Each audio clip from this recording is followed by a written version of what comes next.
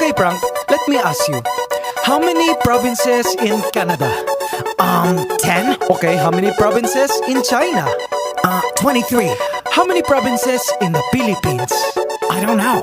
How many? Believe it or not, 81. Abra, Kalinga, Aurora, Laguna, Maguindanao, Ifugao, Isabela, Aklan and Basilan, Sulu, Biliran, Leyte, Cagayan, Bulacan and Palawan, Batanes, Batangas, Bohol, Guimaras, Agusan del Norte, Agusan del Sur, Capiz, Cavite, Bataan, Masbate, Ilocos Norte, Ilocos Sur, Tarlac, Tawi-Tawi, Cebu, Sarangani, Camarines Norte, Sorsogon, Compostela Valley, Quezon, Zambales, Camarines Sur and Bukidnon, Zamboanga, Sibugay and Del Sur, Albay, Zamboanga del Norte din. There's Pampanga, Nueva Ecija, Nueva Vizcaya and Camiguin. These are the Philippine provinces. Every Pinoy in the world comes from one of them. Mabuhay! These are the Philippine provinces. In our 7,107 islands. Davao Oriental and Occidental, Davao del Sur, Davao del Norte, Negros Oriental and Occidental, Siquijor Mountain, Southern Leyte, South Cotabato, Catanduanes, Sultan Kudarat, Pangasinan, Misamis Oriental, Iloilo, Nogon Samar and the eastern one, Surigao del Norte and del Sur, Misamis Occidental, Samar, Lanao del Norte and del Sur, Oriental Mindoro and Rizal, Benguet Antique and Marinduque, Dinagat Islands, then Romblon, Quirino Apayao and Cotabato, Occidental Mindoro, La Union.